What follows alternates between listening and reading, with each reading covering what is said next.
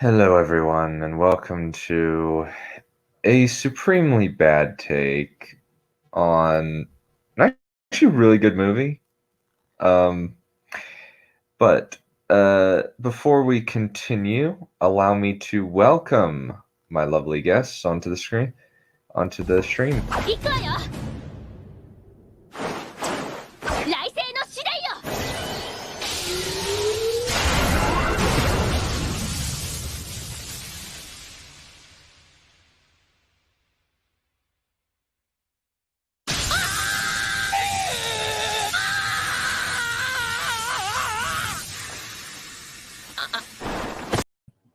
Hello, everyone. Good afternoon. Welcome to my co-host, Neph Champion. Alrighty. And we have another guest on. Please welcome.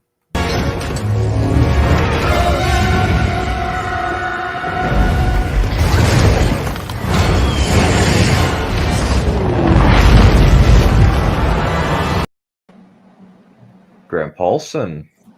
Hello. This should be fun. I haven't seen this movie. I figured I should hop on because last time, for what I was awake for and what I caught, I was just screaming in the chat. Yeah. He's a unique brand of stupid.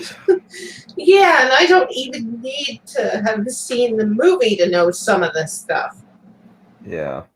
And thankfully, most of it's just like, this movie is about nothing. There is no plot.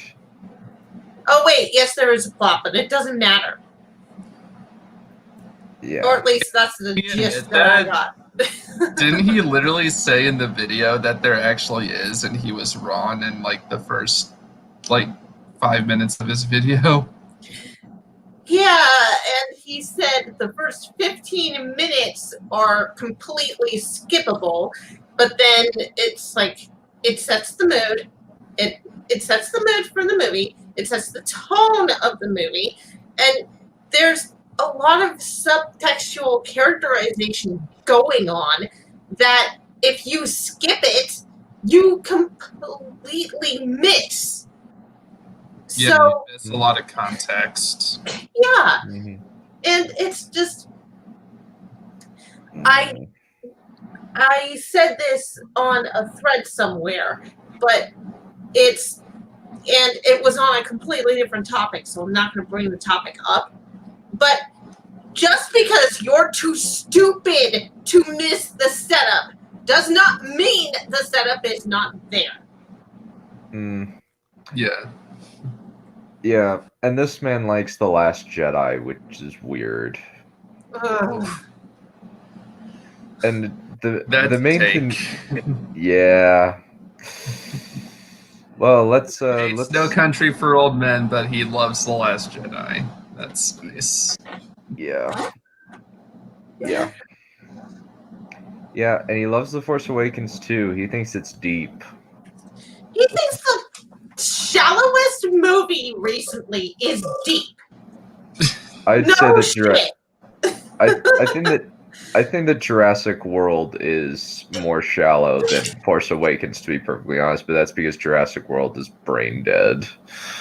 Well, To be yeah. fair, yeah, none of the Star Wars movies are as bad as Jurassic World 2, to be fair. Yeah, but they're like, no. None of the Star Wars movies at all are actually particularly deep, but the first 6 are much deeper than any of the Disney movies are. I think that it's an indication of your taste. It's very much an indication of your taste, whether you like The Last Jedi or not. Yes. If you're entertained by it, that's fine. But when you try to defend it as good, that's when I lose all respect for you. Yes. It's fine to like something especially as a guilty pleasure. But the moment you start claiming that something that has no quality is quality, no. I'm sorry, we lose all respect for you. Yeah. And it's like factually, like especially like because most of the people who defend The Last Jedi have to make up stuff to make it good. Or they have to use headcanon to make it good. Like They need to use headcanon to plug all the plot holes. like School of Movies, when they were talking about Luke, they were saying, "Oh, Luke just did it like the old Jedi did, and that's why he failed." We have no context for this. You are pulling this out of your bunghole. Please shut up. Yes, it would be another matter entirely if we'd seen Luke actually building his academy before having it all torn down. But that's not what we got. Yep. I have a friend who likes The Last Jedi, but he doesn't defend it as like quality, like a quality movie. Well, finally, someone who understands what we've been saying. Your friend gets a lot of respect from me for that. Yep. Yeah. He understands the difference between like emotional enjoyment and actual like writing quality. I do think one thing that like made me really happy was when Brandon Sanderson threw shade at Canto Bight in his lectures. Oh, nice! I can't wait to get to that. Wait, who? Well, Brandon Sanderson. Is that? He is I think he's in like the top 5 most successful fantasy authors publishing right now. I highly recommend his books. He's very good. I think that Stormlight Archive is probably the best fantasy series ever written. And that's it's only like 3 books in, with a 4th book coming out in a couple months. And it's a 10-book series, and each book is about the size of the Bible. Damn. Wow. Yeah, and he puts size. It's about, so the paperback that I have is, so like the tiny paperback that I have is like 1,258 pages. Wow. Admittedly, this is the small one where it's like the book's the size of my hand. Ah. But in like full thing, it's about 1,000 pages. And Words of Radiance, the second book, is the max amount that Torp is willing to print. Wow. Yeah. And he guess what his rate of putting out these books are. Every couple. Is it George R. Martin, right? 3 years. It takes him 3 years to write one of these. And he also publishes other books in between. Like, he publishes a book a year. And yet, George R. Martin can't finish a book since 2011. Nope. Yeah, that's... Yeah, like Brandon Sanderson, like, just never stops writing, pretty much. He is always pumping out quality books. He's just always pumping out books, like, and it's not just like fantasy. Like, he put out like a sci-fi book. He put out a superhero trilogy. He's put out an absurdist fantasy novel. He's put out a fantasy heist book, a political thriller. He's put out a fantasy epic. He's put out like a fantasy mystery story / political thriller. He's got a lot of great variety, and he's only like 36-ish. He's already done that much. Wow. Yeah, he's put out like how many books is Brandon Sanderson? Let me see. How many books exactly? Because I don't read the Alcatraz and the Evil Librarian stories. like that's the actual title, is Alcatraz, as in the Evil Librarians, is the name of the series. So he's got 1, 2, 3, 4, 5, 6, 7, 8, 9, 10, 11, 12, 13, 14, 15, 16, 17, 18, 19, 20, 21, 22, 23, 24, 25, 26, 27, 28, 29, 30, 31, 32, 33, 34, 35, 36, 37, 38, 39, 40, 41, 42, 43, 44. I call that prolific. Yeah. Okay, so he's 44, and he's put out that many books. Wow. Yeah, 46 so he's books. Put out more books than he has been alive in like years. Yeah. That means that he's writing multiple books a year. Yes. And he probably didn't start till he was like an adult, right? Yeah. Yeah. It took me, let's see, I started publishing my first major project back in May of 17. I finished it in November 18. And by then, I was already well into writing book 2, which took, I think, another year to get out completely. And now I'm on the third part, which I'm starting to struggle a little bit with. But Well, Johan, this man is so successful that he bought the houses on either side of him. One he uses as an office so that he doesn't have to pay to rent space. And the other one, he's building a super villain lair underground.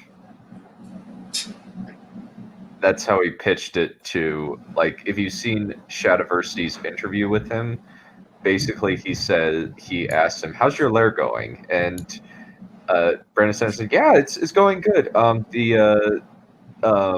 The city board were like, so what is this?" And I just said flatly, "It's a supervillain lair." It's an underground movie theater, Wolf. But it sounds so much cooler calling it a supervillain lair. Yeah, I need to. My family has all seen it. I haven't, and I'm so jealous. But I have been to his office, and I have like helped out with like wrapping stuff and checking books. And my family, because we live next to his office manager, they're our neighbors. Nice. That's actually really cool. Yeah, I will send one of these days. I'll go in and I'll send pictures because that would be really cool. Yeah. But anyway, we have put off the inevitable long enough. That's suffer through confusion. Yeah. Oh God. Welcome to part 3. So Tommy Lee Jones goes to see Llewellyn's wife, who I guess is a character now. Why not? And warns her that the people who are after Llewellyn will not stop until they kill him, the very which we already know. Stuff. No, Charlie Walzer's got that place out east of Sanderson.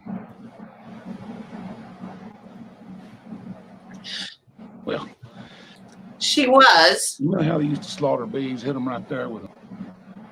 This is explaining how the bad guy's weapon works. Them all, truss them up, slit your throat. You need exposition for this. Oh wait, yeah, I forgot about this. This is actually smart because you need to explain things one of two ways. Okay, you need to explain things one of two ways. Either you can have the character that has the equipment in question actually set it up on screen, or you can have other characters talk about how it works in a different scene. And this is what they chose to do, obviously. And he doesn't. He's not even really describing the murder. He's just kind of describing another unrelated event, and it correlates to what's happening now. Yeah. He's using a metaphor. Not a parrot. Well, just a story, not even a metaphor. Like, he's not likening anything to anything. He's just. Well, that's true. So, Grant, you were saying? Oh, yeah. I was thinking they didn't know in the opening how he was able to kill those guys the way he did because they weren't. There was no bullet. Like, he wasn't using a gun, so they couldn't trace it or identify the weapon. So that's what this scene is for. For him to realize what has been happening, or? Yeah. Because he didn't know beforehand. Mm-hmm. Okay. Let's keep going. The town's a very pissed off livestock. You'll excuse them. Yeah. Charlie grabs his gun. There shoots around, comes back, gets. The point being, that's between man and steer. The issue is not certain. Man and steer, huh? That's all you got out of it. Is this a joke? Okay. Calm down. What? When Llewellyn calls, just tell him I can make him safe. Okay, well, that was really all you needed to say. You didn't really need to blather on about the... What? It's been, have you been pressing the button on your mouse or something? Because it's been going pause, unpause, unpause for a while. Because I don't want to get the screen taken down. Oh, right, yeah. Because if I don't, the stream will be taken down. Oh, yeah. Okay. So that actually happened a couple times in the previous one, just for playing something that's like 30 seconds long. So I can't play it straight. And so I just kind of fast forwarded through the conversation because we kind of just summarized what's up. So what's happening? Yeah, She's even able to have this video up. I'm sorry, Matthew. You are a complete and utter idiot. Yeah. Are you really so oblivious that you don't get the subtext? I bet so. I am so low profile that he doesn't care. No, it's not. No, it's not. You're simply jealous because they've gotten to see it and you haven't yet. And my sisters don't even like Brandon Sanderson's books other than Mistborn. Wait, so did he say Man of Steel because he thought of Man of Steel? Is that why he said that? I just said, basically the whole thing was basically a summary of a story about Man and Steer. That was all. Man and Steer. That was all he got out of it. Yeah, but why did he stop the clip to do that? What was wrong with it? Because confused Matthew wants things spelled out for him because he is like David Benioff. he feels stupid when smart things are explained to him or not put in front of him in baby detail. You can't, okay, you cannot write a movie that way.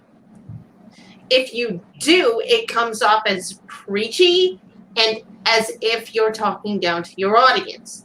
Your audience is much smarter than you give them credit for. Nowadays, anyway. Yeah. His for reference, his favorite movie is Moulin Rouge, which is kind of a weird artsy-fartsy movie in a lot of ways. It's really not, though. There's lots of artsy, like artsy-fartsy movies out there that are actually, like, really good. I don't think I would say Moulin Rouge really fits that. It's pretty mainstream, I think. It's just kind of I know that, like, Doug Walker freaking hates that movie. It's not that good. Yeah, I'm not surprised that the person that unironically likes The Last Jedi would like a iffy quality artsy movie. Well, it's a weird like mashup. It's kind of like Mamma Mia, only instead of ABBA songs, it's just pop culture songs all over the place in a Well, I don't know why people put The Last Jedi in that category, because I don't even think The Last Jedi fits the quality of being like an artsy film, because there's really, really great ones out there, and that's not what The Last Jedi is. I think the only thing I can give to The Last Jedi is that it's pretty to look at. It's got absolutely no substance and visuals without substance just doesn't do it for me. Yeah. Well, it does it for a lot of people because it tricks them into thinking that it's got substance. No, I'd rather have actual substance and something looking maybe not so pretty. Yeah, like Joker. Which I haven't watched, but yes, I would rather have something Parasite. Well, we're kind of comparing this man's tastes. Yes. Okay, that's fine. I would say I don't like any of them. I don't like any of them either. The first and only Disney Star Wars movie that I went to the theater to see was Force Awakens, and then I said, no, I'm waiting for reviews to come out first. Yeah. Let's continue. And then TLJ got a lot of great reviews. Yeah, let's. No, it didn't. Let's move on. We'll talk about that another time. But yeah.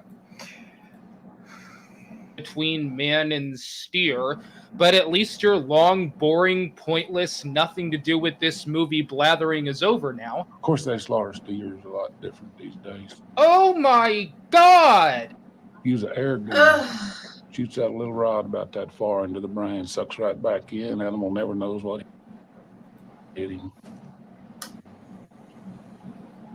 Okay, we already know that Anton killed this guy, who has nothing to do with this movie, mind you, with it's his the inciting fancy little air incident. tank. It has everything. It has everything to do with is this this movie, Matthew. conversation going to clue you into that now?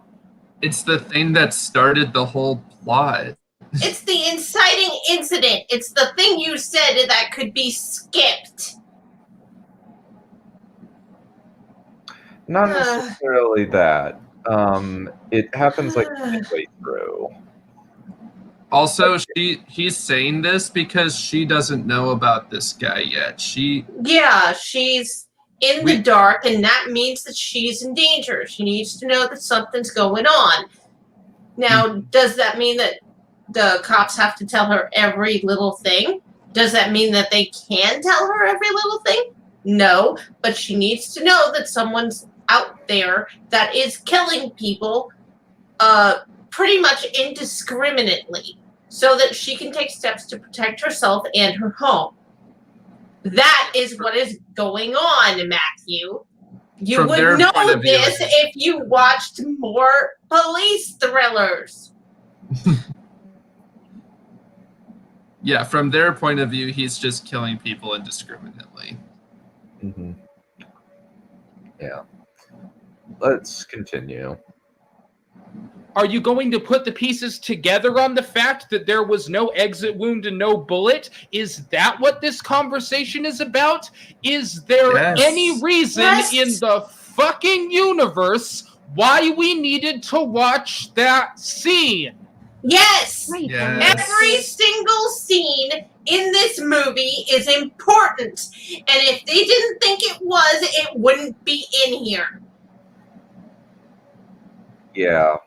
And he is putting the pieces together. He's just not putting it together in a way that is, like, shoved in your face, which is very nice. Yes. And he doesn't put two and two together immediately because this is a very uncommon weapon. Yeah. And if he put it together immediately, you would be crying, this guy is a Mary Sue. Oh, I'm sorry. You don't use the catch-all, you use the Gary Stew.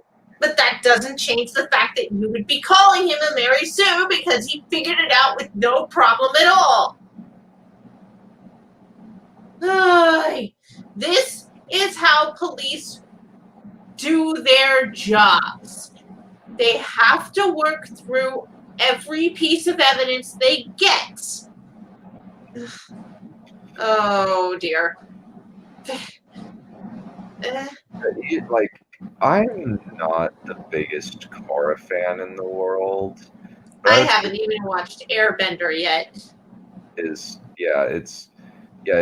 I would agree that it is very obvious, like, what exactly is going on with Korra's conflict.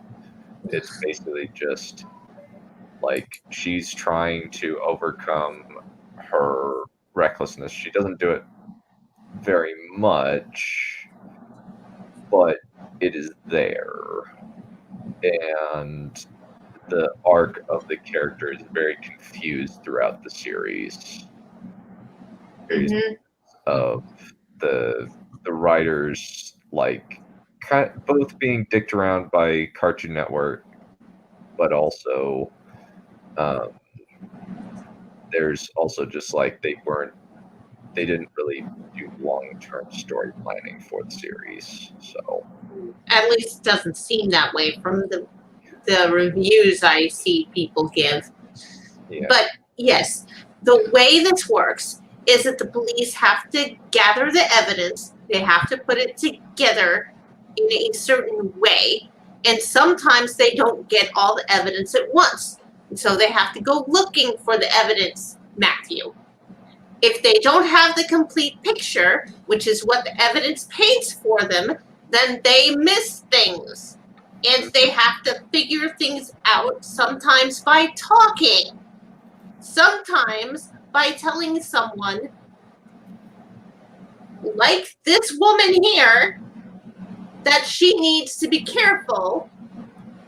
Well, because while they're talking about that, they're trying to put all the evidence together in their head to get the picture. Yeah, Sometimes they do, sometimes they don't. Yeah, because, like, her husband is in danger. Yeah. Let's keep going. We got to finish this in about an hour and a half. I think we should be able to. We'll just. Yeah. Yeah. Let's just keep going. I don't know. Yeah. Mind wanders. So does this movie. No, it doesn't. So meanwhile, Woody Harrelson kind of wanders around the border for 5 hours until he locates the bag of money Llewellyn threw over the bridge. He goes back to his hotel later that night when Anton suddenly walks up on him and takes him to his room. Harrelson tries to negotiate for his life by offering Anton the money. Oh, okay, so this must be the moment in the film where Harrelson finally emerges as a character and actually adds something to a potential story. Oh, no, he just gets shot in a chair. What? You think he wasn't a character at all? He doesn't think anybody in this movie is a character. Oh my god, Why? Matthew, you are so freaking oblivious. I cannot even. Yeah, Grant, you were there for the first episode. You were there for the first time we covered this man. Yeah. I was there Lot of partway his through takes and then I are- fell asleep, so. A lot of his takes are really questionable. Like, how is Yeah, he a it's character? like this shows that he. Okay, The what do I Anton want to say? is competent, and that, like, he is unwilling to really do anything that is not in his interest, and like the fact that Woody Harrelson's character is trying to negotiate with him is a sign of weakness to him. At least that's my understanding of it when I watched it. Yeah, like, I think, yeah, that's kind of what the movie is trying to showcase, is that even though Anton is a complete deranged psychopath, there is some kind of logic that he has to who he kills and who he doesn't kill in the movie. And I think since Woody Harrelson's character was basically showing weakness by basically he was looking for the money, and since Anton found him, you know, it's like he's gonna kill him, so he, you know. You Yeah. can't negotiate with people like this. Nope. Yeah. You can't. Thank you. Moving on. Lucky thing we brought him into the story for that. So anyway, now that he's dead and pointless, Llewellyn calls the room looking for him, but gets Anton instead. Anton tells Llewellyn that he knows where he is, and that he also knows where his wife is. That no matter what happens, Llewellyn is going to die. So he offers him this deal. Llewellyn gives him the money, and Anton will spare his wife's life. Llewellyn will die no matter what, but his wife will not be harmed. I won't tell you can save yourself, because you can't. Skipping for copyright. Yeah, I'm gonna bring you something, all right?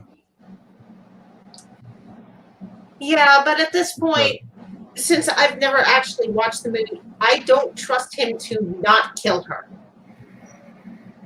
Because of the type of You person special that he's project of mine. You ain't gonna have to come look for me at all. painted to be in this movie. Am I right to not trust that? That what? That Anton is not trustable. He actually has a code of honor. He won't, Yeah. like, he doesn't just kill people indiscriminately. He has something of a modus operandi, and he. Oh well, everyone does. If he makes a promise that he won't kill somebody, he will at least give them like a toss of a coin. And it's mostly like if you make small talk, he will consider killing you. Yeah. Let's keep going.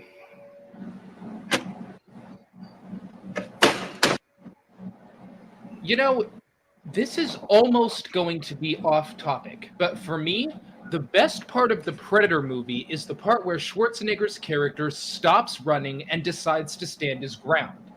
So you know what? What is that? This might actually do with turn this? into something. For the first time in this movie, What does this that have actually to has do the with potential. this, Matthew? Don't go Yeah. off topic, you idiot.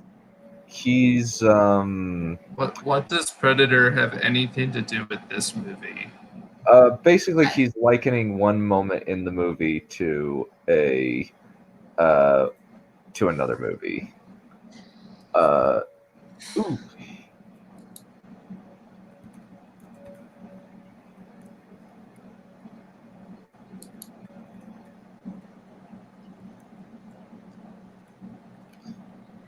Sure, come on in. Yeah, he tagged you. So Yeah, come on in, Brent. I'm down for you to come on. This should be great.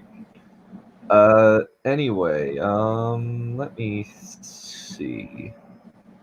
But let's keep going with this. But basically, he's kind of likening the Predator Turn to into this. something.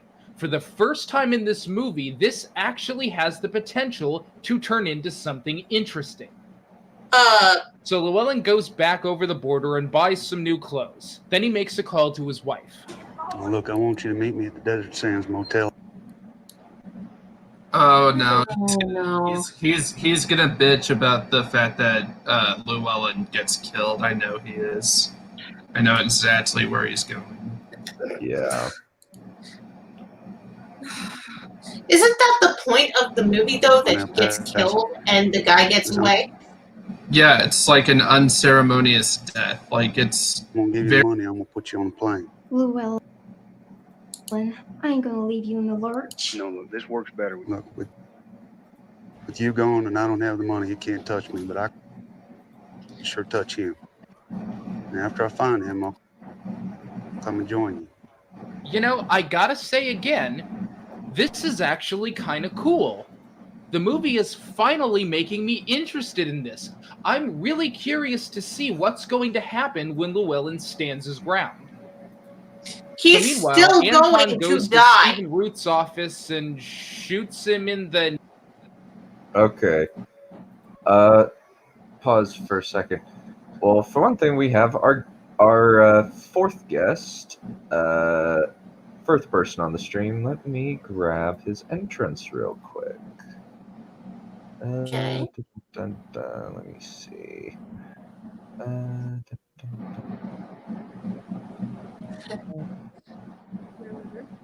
This one. Let's do it this one.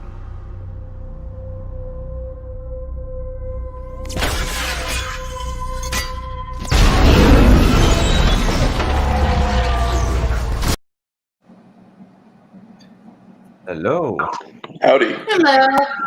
So, what do you think of this review so far? I only watched the first 15 minutes of it. I intended to break down into 15-minute intervals and watch it over the course of 4 days because it was pretty infuriating.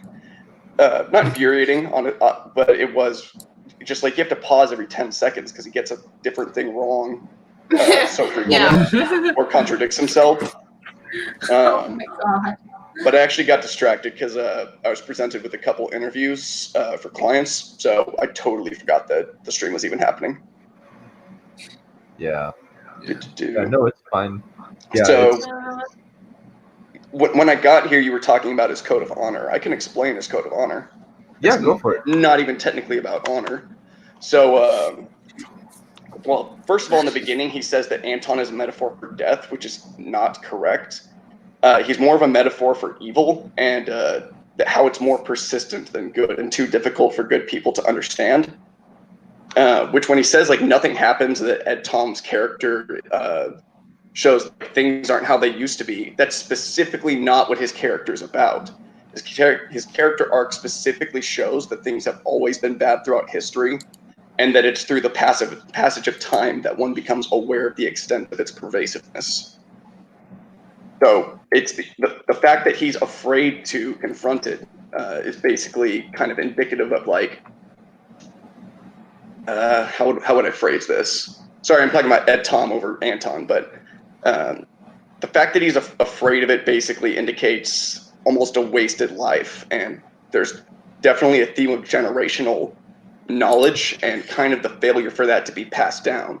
So him being afraid and not getting to Llewellyn in time is part of that. It kind of represents a wasted life. You haven't prepared anyone for the evil that you couldn't even understand in your life. So how could they possibly understand it if you aren't passing it down? And it's time to recognize that it was there. Mm-hmm. Him killing people. So Anton killing people isn't random. He views those who offer no resistance as cattle. So you can see that in the beginning, where first of all he's using that like a stunner, which is like compressed air, and you shoot the little rod into the cow's head and it kills him instantly. And so when he pulls the guy over and he says, "Let me put this to your head," and the guy doesn't do anything, he views him as cattle because he's not resisting. He doesn't he is just doing whatever life has him do. He doesn't have any code of honor, or the guy doesn't anyway. So he says, "Can you hold still?" Puts it to his head and kills him. And that immediately cuts into Llewellyn hunting the antelope. And he says, "You hold still now." They both say the exact phrase, "You hold still now." So when Llewellyn is aiming at the deer, antelope, whatever it is, it's basically translating that that's part of how Anton views people, and that he's it's also alluding to the fact that he's going to be hunting Llewellyn. So when people don't resist, he views them as cattle, and so they don't get the coin flip. And those who abide by principles that lack utility are basically just random chance. So when he does the coin flip for the guy in the shop, he's asking the guy question after question. The guy's just answering, even when it could put him in danger. He's like saying, "Where I live, when I go to sleep. Yes, I live there. No, I don't lock my door." And then before that, anytime that Anton was asked a question, he wouldn't answer. And he's like, "I don't know. Is it? I don't know. Is it?" And he was also criticizing the fact that this guy was asking these questions, quote unquote, to pass the time. He's living idly. So, that's also borne out when he says, "No, you don't send out two guys, you pick the right tool for the job." That's a theme. It's like he thinks that things should abide by tool. He also says, if the rule that you followed brought you to this, of what use was the tool? And that's when he's about to kill, what's his name? Woody Harrelson's character. So the motif of rules and tools is kind of central to Anton's view of morality.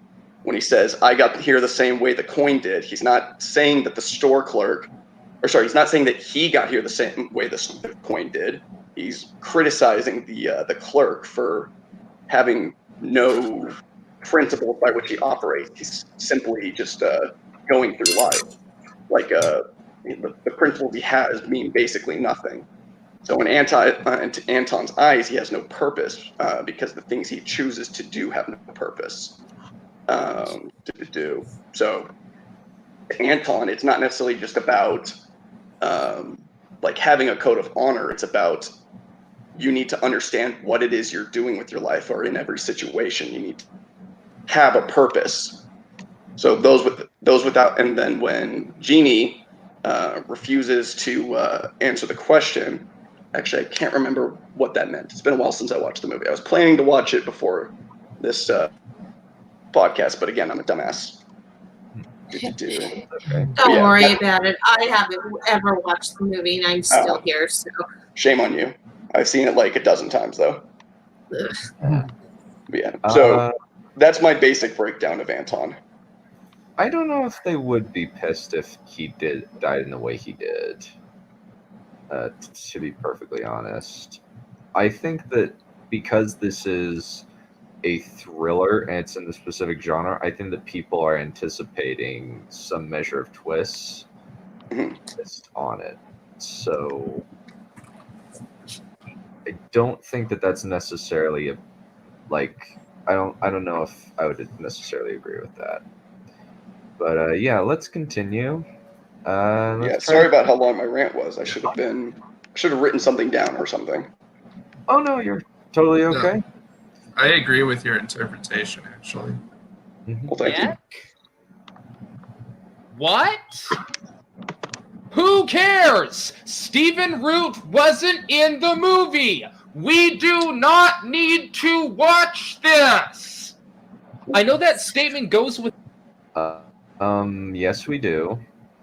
He's Who is he basically the talking guy. about? He's talking about the moment where Anton shoots the CEO dude. Oh, him. Okay. Oh, yeah, that's very relevant. How's that Yeah. not important?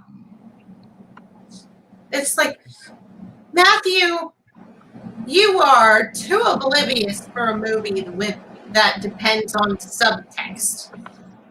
Don't watch Well- movies like this. Well, the reason he killed that guy was because he basically insulted Anton as a person. So Anton's whole thing is about principles and like being the correct tool for the job.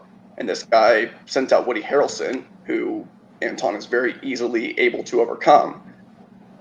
So he's like, why would you send out two people? Why would you not have you don't need a second one. You're wasting opportunity and you're insulting my utility. My skills as a cleaner, essentially. And it's Yeah, but interesting the- how he leaves the assistant alive. Yeah, he just doesn't care. But my point is that Matthew is too oblivious to understand any of it. So he shouldn't be watching movies that are like this one. So unironically, he's watching movies wrong. Yes. Now, I think at one point when we were talking in the Discord, I think someone called him stupid. I don't know if he's stupid. I think, I was a dumbass kid who made angry YouTube videos at one time, but I don't think he's stupid, and I think he just has more room to grow as an analytical person. Yeah. Maybe, but that doesn't change the fact that he's freaking oblivious to the subtext of this movie. Oh no, he totally is. I just don't think he's stupid. Yeah, he's got strange takes. Yeah, That's This putting guy it nicely. yeah. Let's keep going. guy is very clear. Without saying when it comes. Sorry, you were saying? I said him saying who cares that this guy died, the reason he died is very clear, and he also does have a role in the movie. He's the guy who hired the two assassins at the behest of the cartel. Yep. It's tying up the loose ends. Further To the whole solidifying movie on at this Anton's point. principles. But I mean, seriously, why don't they just show us Anton killing one of the extras in the room? So after shooting a characterless, empty vessel that wasn't in the movie, Anton then thinks about killing one of the extras in the room. You are. Chooses Is not this to kill a him joke? Okay, because calm he- down, calm down, calm down. He doesn't kill the guy because the guy So makes anyway, the after decision wasting- to preserve his life.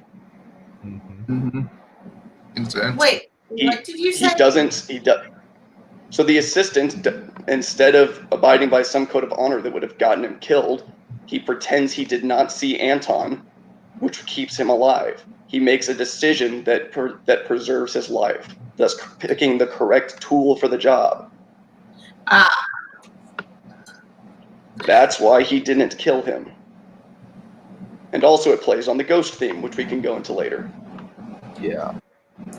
I don't know if they'll ever bring it up, but here's let's keep going. More time with that pointlessness, Llewellyn's wife calls up Tommy Lee Jones and finally decides to tell him Llewellyn's whereabouts.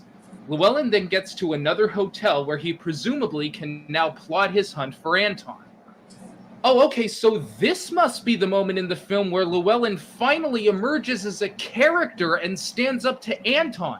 The hunter is going to become the hunted, and we're going to see how Anton already deals did with that. being the that's target of a not hunter. Yeah, the he's kind already of done movie that. that is. He literally shot him with a shotgun. You saw him shoot the gun. Also, the Coen brothers are very big fans of like portraying realism in their films, and this movie does an excellent job at that. I think it depends on the movie. Sometimes they're very surrealist, like in I meant in A in Serious this Man, for case. example. Oh. Oh Or in, yeah, I know. I just meant in this case. Yeah, where I think it they wants all the elements of the movie to work together towards an end goal. And in this one, it's about the nature of violence and evil in the world, which would only be hurt by surrealist elements. Makes sense. Yeah, Let's keep going. exactly. Let's keep going. Will plant his heels in and stand his ground, and he will actually add something to a potential story. Oh, no, he just gets killed by Mexicans. Matthew, Lucky thing you they brought are him an into the story idiot. for that. So then the film completely forgets all about the main character, and Tommy Lee Jones goes to some guy's house who starts blathering on about some Indian who died on his porch. That would be exactly like what would happen if in the Lord of There isn't a main character, and the no Indian main didn't die. A guy was killed by Indians. The only character that I could possibly qualify as a main character for this movie is Anton. I mean, the poster for the movie has all 3 characters on it. Well, yeah, I would say Anton, Llewellyn, and Tommy Lee Jones's character are the 3 main ones that matter. If anything, they're all deuteragonists. None of them work without each other because they're 3 parts of the whole. yeah. Exactly. Yeah. But I just think it's also funny that he gets it backwards. The Indian shot hit this guy's relatives or something. And he's claiming that the Indian was the one killed, the Native American.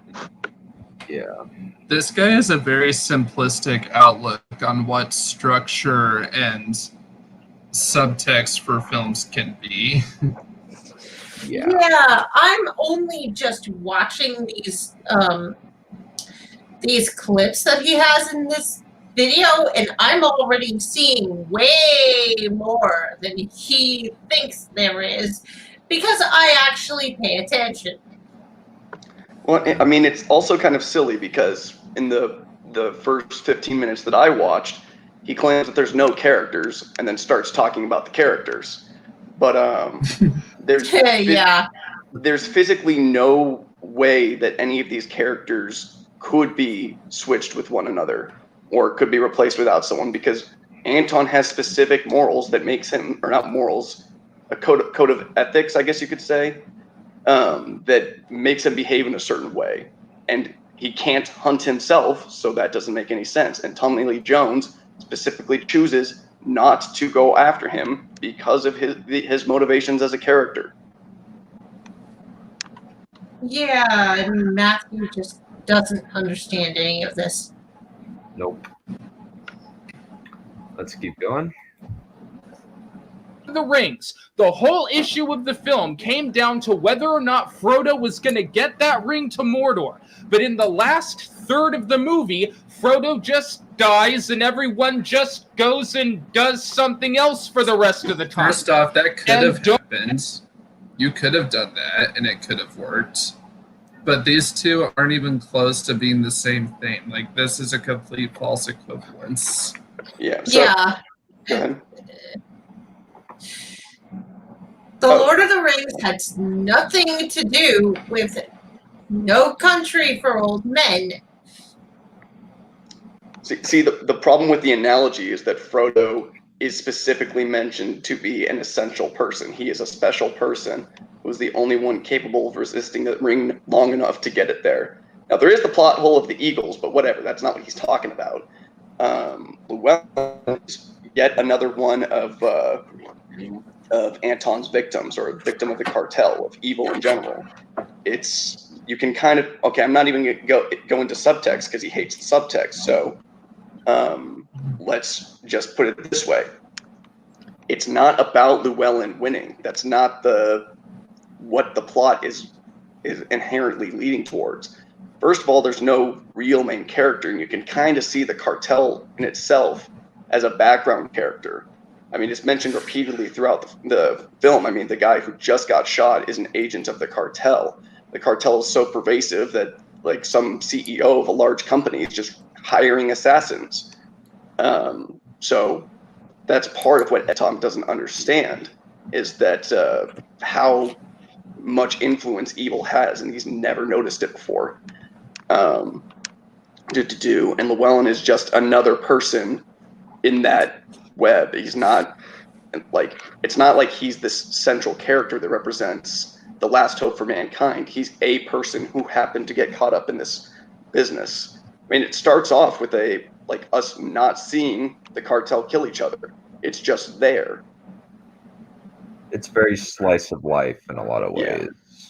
Yeah. Every character only has their own perspective. Emphasis on slice. Mm-hmm. Let's keep going, shall we? Not sure how you keep saying. Don't Let's tell keep going. me I'm not that- sure how much I'm allowed to rant. I just however long I would like to end in about an hour. I Gotcha. think we'll be able to.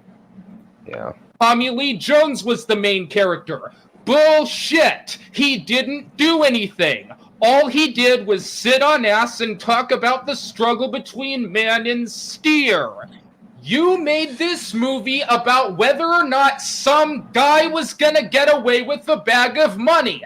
If That's you are not going what it's to kill about. him pointlessly for reasons that That's have not what the nothing- movie's about. So he hates subtext, but he keeps using what it's about. Are we not, like, if we're talking just straight up structure of the plot, then why does he keep bringing up, like, themes and motifs? He said themes and motifs don't matter, which I agree with. The themes should come after as a natural outcropping of the characters, but he doesn't understand the characters' motives, which is the foundation for what a plot even is. Yeah, kind of the weird thing about Confused Matthew is he has talked about, like, repeatedly that he wants to kind of talk about what the story is about. Like, he wants to, like most of, like, his discussion of The Dark Knight, Blade Runner, and what is it? The what was that other one? Even Iron Man 3 is mostly about the themes. Yeah. Well, I think his point that he's trying to get to, or that he's kind of grasping at, is that the plot comes first, and that if the plot doesn't work, then don't talk to me about the themes. But he's criticizing, kind of like, he's not criticizing the structure at this point. He's not deconstructing the logic. He's deconstructing how he thinks the themes should have been applied. No, that's not just you. You missed. Yeah, it certainly looks like you missed the plot completely. He definitely did. Also, he seems to have placed Llewellyn as a character on this thing of, like, as an equivalent to someone like Arnold from Predator. Like, a character like that is what he seems to think Llewellyn was supposed to be, even though that's not the kind of story that the Coen brothers were ever intending to tell in the first place. It's not 1 verse 1. It's 1 verse this huge entity that he doesn't really even understand the breadth of influence that they have. It's So much so to Hercules the point. versus. Yeah, so much so to the Sorry. point that he just randomly gets killed by a group of cartel members. He thought it was just Shigur. He didn't understand how deep it went. Yeah, it's basically Hercules versus the Hydra. In a sense. I think that's a pretty good analogy. Yeah. Yeah, he doesn't fully understand. And he actually, the only reason why Hercules gets out of that one alive is because he figures out a way to clever his way out. But Llewellyn's not really that type of character. Well, I No, think he's in the original version of Hercules, actually some creature comes to help him. I can't recall what it was, but I think it was his nephew Aeolus that brought the fire. Yeah, it's and like- there is a Good. creature that comes that tries to nip at it, that bites his ankle, but that's Hera trying to make it so that he loses. yeah. So I think that might be what you're thinking of. Yeah, Let's it's been a long kinda- time. But yeah, let's keep going. to do with this film, the film can just end here. No, it But can't. no, it goes on and on and on. Okay, so Ed Tom The whole confronts his movie- fears too late and fails to help Llewellyn. And then it shows Ed Tom talking about how he failed and how it's making him feel. But apparently that's going on and on and on. And the whole movie doesn't work without that final scene. Ed Tom would not have a complete character arc. Yeah. And the themes wouldn't have been brought to like a complete end without that final conversation. Right. Yeah, there would I be agree dangerous with that regarding the themes, but I'm specifically contradicting his ability to recognize the plot structure. Yeah, and without that scene after the scenes afterwards, there would be plot threads dangling and people would be very angry about that. Let's keep going. Sick and tired of you, mother. So anyway, now that Llewellyn is dead and pointless, Tommy Lee Jones gets the idea to go back later that night and search the crime scene, thinking that Anton may return as he did in the past. So once he gets in there, he kind of wanders around the hotel room, and Anton's there but doesn't kill him. He's trying not to get shot, and no, he is So not he there. kind of wanders around the hotel room, and Anton's there and doesn't kill him. No, he isn't. No, he's not. Anyone that's No, he's sick not. of me doing this, you're actually not. He's you're not sick there. of the movie doing this. All No. I'm doing. No, you No. are misconstruing the movie. And you're It's providing no analysis. Yeah, it's No, you're not. It specifically shows that he isn't there. And that is Ed Tom projecting that on him because he's afraid. Which, why the fuck wouldn't he? He's never even had to use his gun, and this guy is murdering everyone around him, including a guy he was responsible for protecting. Yeah. But now that we're here, this plays into the ghost theme. Anton is supposed to kind of represent a ghost, or even like not even a real human. So, in the beginning, when he's wandering around with his buddy, it's like, or no, with his buddy, his deputy. He says something along the lines of, like, I can't remember what the line is. It's something like, we just can't seem to catch him. It's like he's some sort of, and he doesn't complete the sentence. And again, this is going into theming and subtlety, which he hates. But when Tommy Lee Jones is in the apartment or in the trailer, he casts a shadow on the TV. When Anton is in there, he does not cast a shadow on the TV. He's kind of a ghost. He represents something beyond our ability to understand or stop or Something prevent. else that Matthew missed then. Right, but yeah, so that's not a thing that's as important. If he doesn't think the themes matter because he thinks the plot doesn't matter, then we have to critique his ability to understand the plot. But I get to rant about how much I love this movie. So Yeah. Well, the thing is, when you have a logically consistent plot, if you have strong themes and lots of subtext and cool subtleties thrown in there, it makes it better than just. Yeah, it does. But then you get people like Confused Matthew, who's subtle, with which subtlety completely flies over their heads, and they make stupid reviews like this one. Yep. Let's keep going. Doing is describing what's happening in the movie.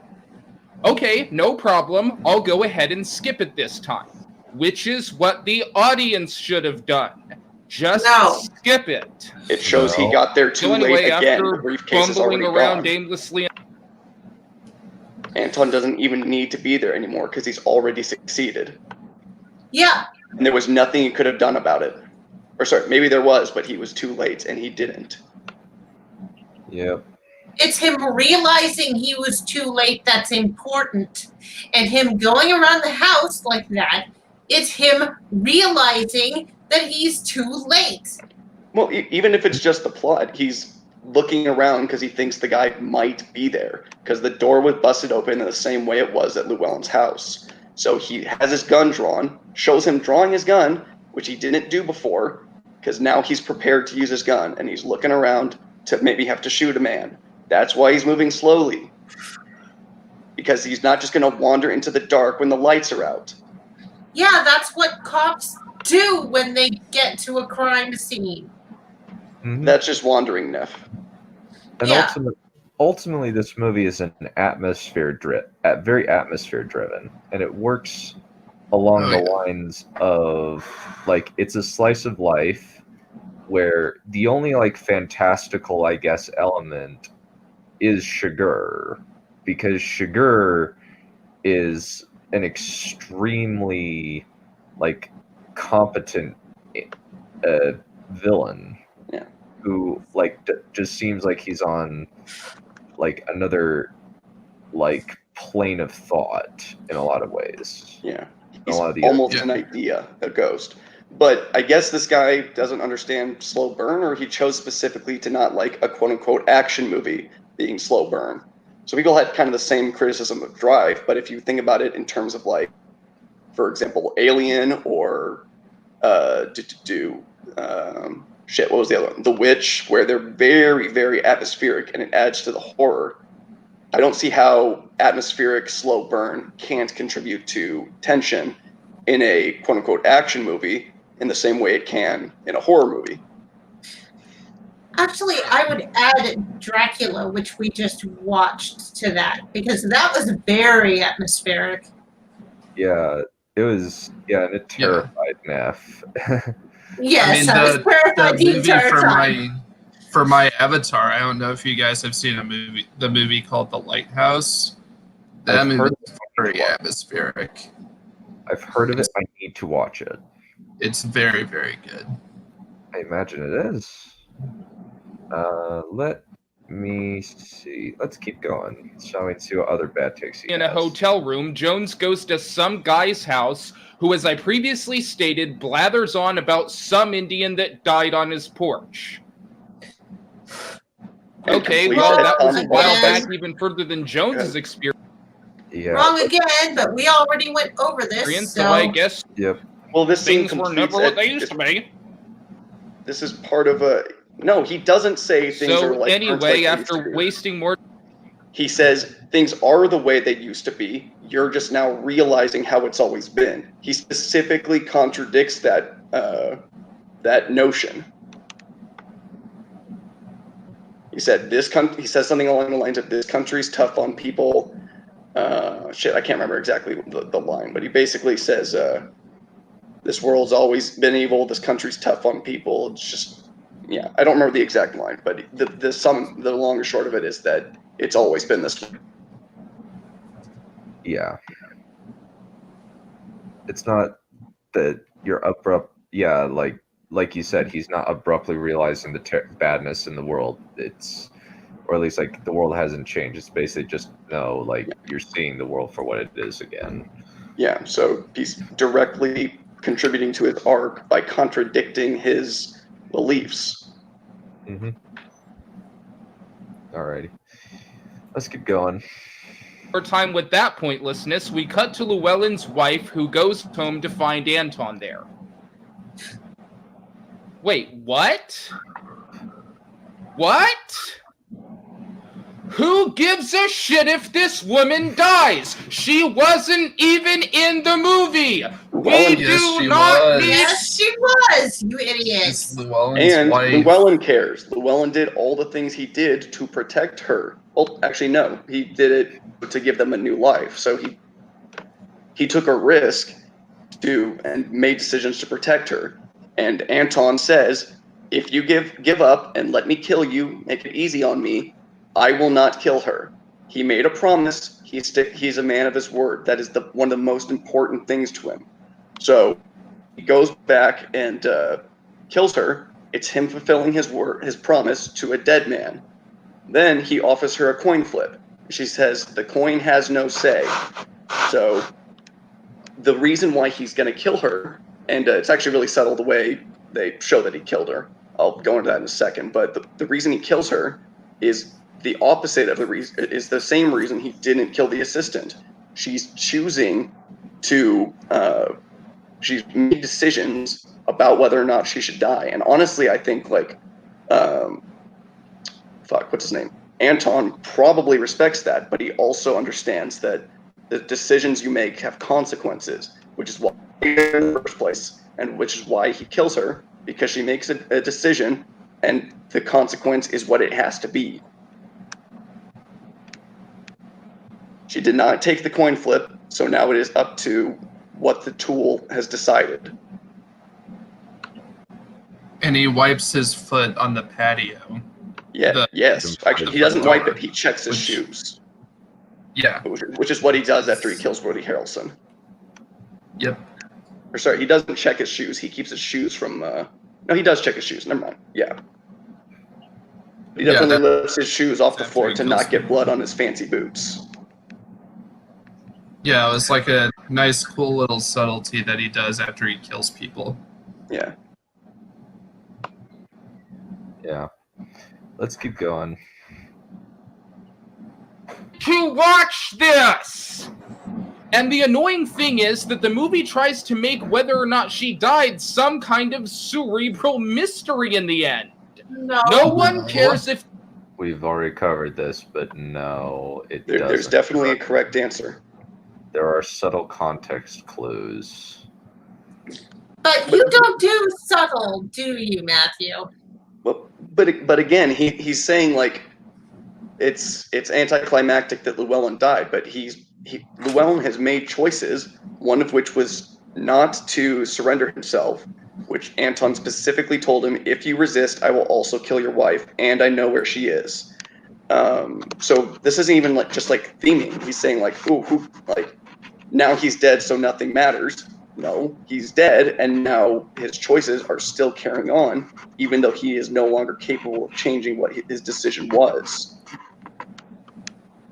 So his story is continuing through his wife. Mm-hmm. Pretty much. But this is something that this man weirdly doesn't understand. Yeah. Mm-hmm. This blank, empty vessel that wasn't in the movie dies.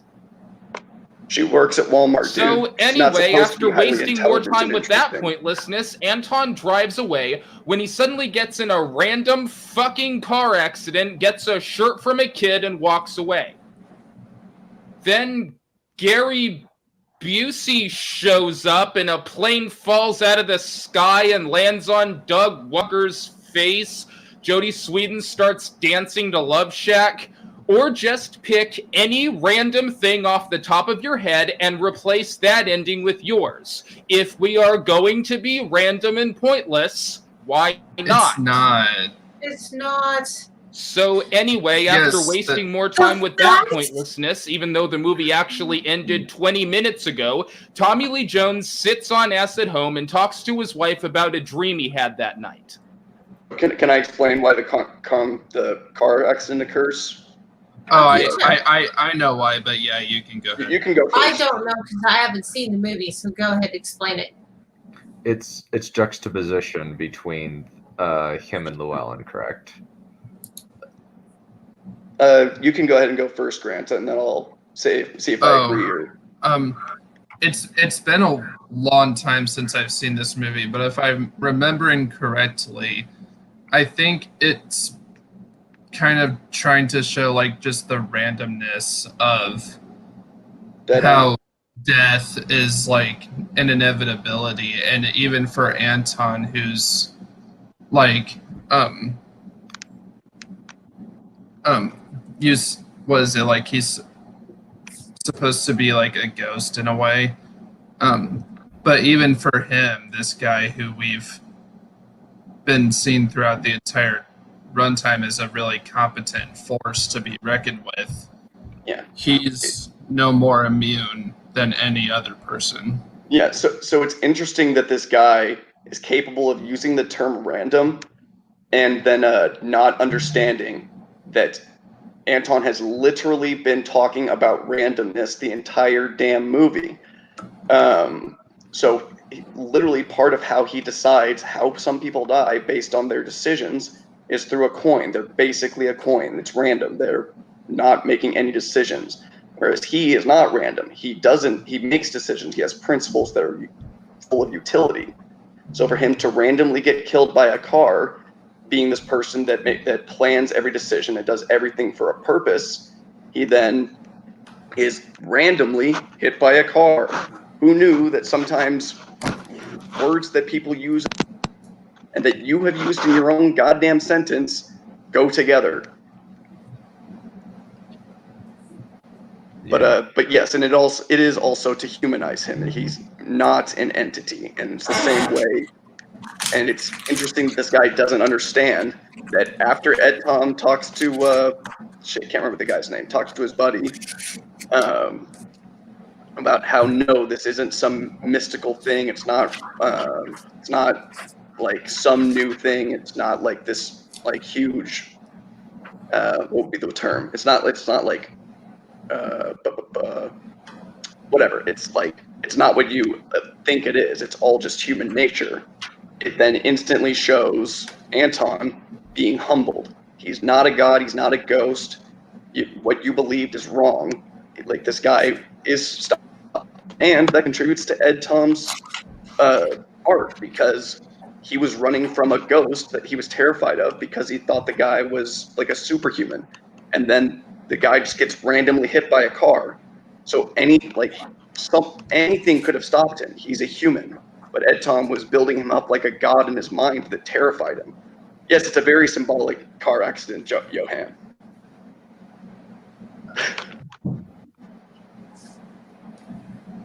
Yeah, so he's not some incarnation of evil. He's just a human. Yeah. And he doesn't just kill people randomly because he doesn't fucking kill the kids. He asks them to help him and offers to pay using utility. He tears the shirt. Anyway, not going to go into all that. We know the subtext. Yeah. So this part is kind of going to be like, I'm going to skip over most of this because it's... We used to do, man. Is it just him screaming? Or you're trying to avoid copyright? Avoid copyright, yeah.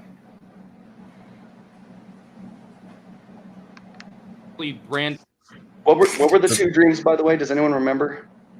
Basically the dream that it's about like him going to find his dad. I remember the second dream. It was the first one. I don't remember. The one at the end that he's talking about is one where he's basically he has on this journey to find his father, and he was right. I remember that one. There were two dreams he had. So the one at the end, I think he was talking about how he was like, I don't remember it specifically, but he was like in the grasp of his like achievement, but then he woke up. Right. That's still the second dream though. Okay, so I'll explain the second dream. The second dream is basically playing on the same theme of generations that's been occurring throughout the entire movie. So basically he has a dream about he's riding with his father, and they're like on this journey, and they're going to make camp up ahead, and his father carries a torch up. It's actually a horn with fire that's burning inside it, but we'll call it a torch. He carries a torch up ahead, and in the dream he knows that he's going to see his father, and that his father's going to be waiting for him, but his father isn't there, and then he wakes up. So he realizes he's his father in the situation. He failed to bring the torch and pass it to the next generation.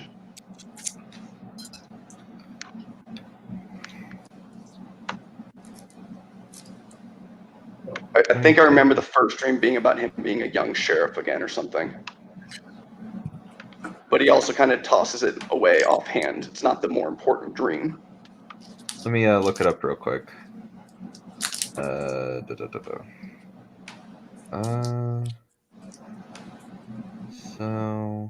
Okay. So, okay, let's see. Yeah, I'm looking it up here as well.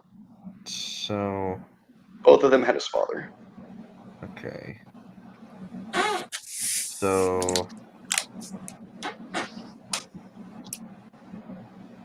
okay. Okay, the first one is just about him leaving town with money. He thinks he lost it. So, in my mind, that's directly connecting him to Llewellyn. Mm-hmm. So he bring up. It's very vague. It's like 2 lines. The second one is the one where he's with his father. Mm-hmm. So Okay. yeah. So, it's subtly connecting him to both aspects of the film. To a lot of the aspects of the film. Correct. So, yeah, let's just. Really And random and pointless. He's waking and up from the had dream, nothing to do and that's with why he retired. That's it! That's it! Fuck you for wasting my time with this! Fuck you for taking my money for this! Fuck you for making what you had to have known was an obviously bad film and releasing it anyway! The end! And don't think you're getting off scot-free, Cormac McCarthy. I'm not fucking finished with you either. Yeah, that's the end of the review, but now we have to deal with his epilogue. More yelling, yay. Oh my good lord. Matthew, you really didn't get this movie, did you? Well, he specifically doesn't want that to be a criticism of him, that he didn't get it, which is fair if he wants to say he understands the theming. But I feel like if he doesn't understand the plot structure and the character motivations, he can't understand the theming. So, not sure what he actually has the ability to criticize. But he didn't get the plot, obviously.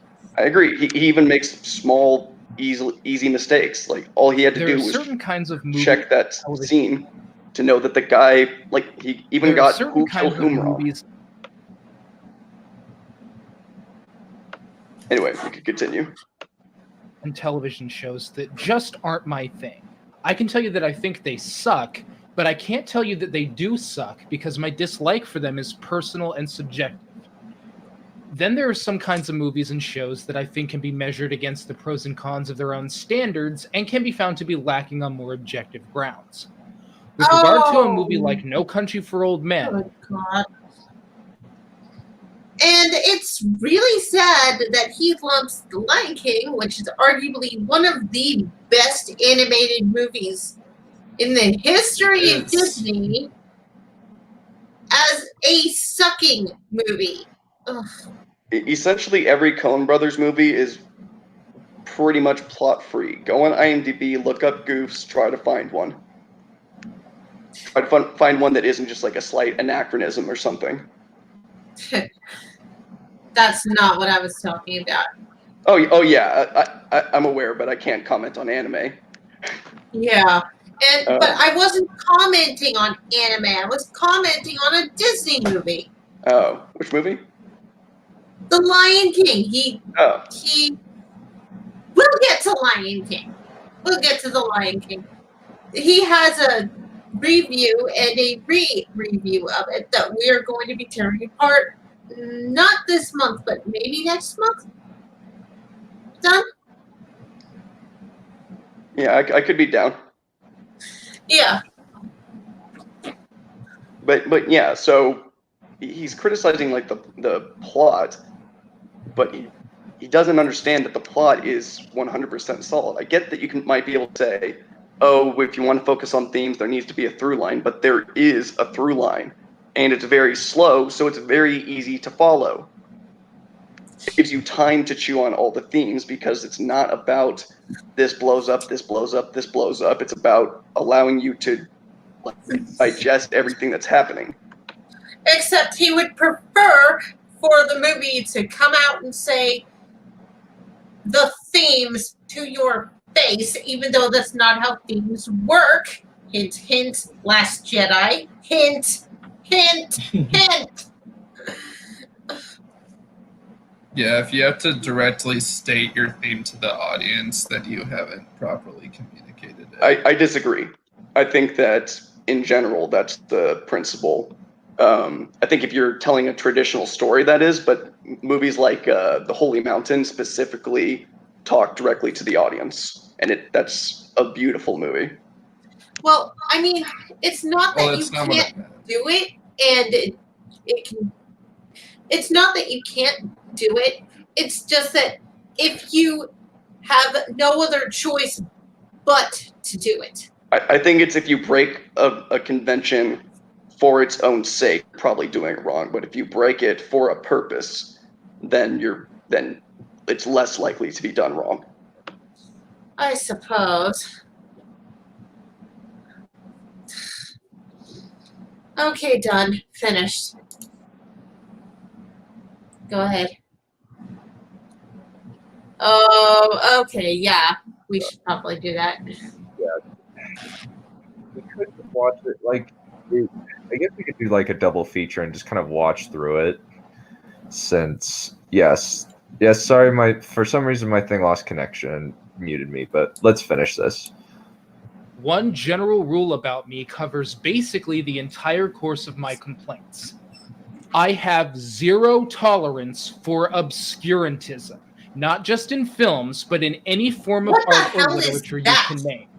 Bullshit, bullshit, bullshit. All of it. Throw it away. It's Obscurantism is basically the principle of Let's- intentionally hiding information and wanting people to pick it up yourself. And there's kind of a negative connotation about it where it's basically the criticism of obscurantism is that if you feel the need to cover up what you actually believe or what you're trying to say, you probably don't have complete ideas to begin with, which may or may not be true. And it's more of a critique in my mind of argumentation, but movies and art in general is specifically allowed to do those things because that's part of art. You're exploring your ability to convey an idea in theoretically infinite numbers of ways. And yeah, sometimes you mess up, like Neph's favorite movie, The Last Jedi. But that doesn't mean that the act of doing it in and of itself is bad or poor filmmaking. Yeah, and for things like mystery movies, you kind of can't do it without things being kind of on the down low. And I would say Because for the you most don't part, you want to should make have an answer for the obvious. questions you pose, even if you don't say them. Yeah, exactly. Unless That's it's like severe avant-garde surrealism, which has its own value, maybe not in a traditional way, though. Yep. Yeah. Let's keep going. And what I've noticed about some of the comments and responses to reviews such as this one and 2001: A Space Odyssey is that most audiences utterly confuse obscurantism with subtlety. And that is the reason that I have decided.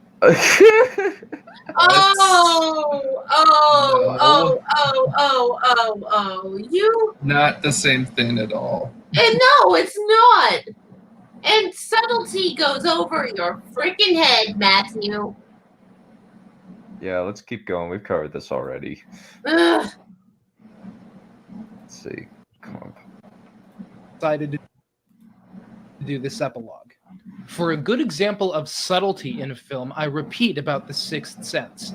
In that movie, Shyamalan used the color red hinting in the background of various scenes to signify important aspects of the film.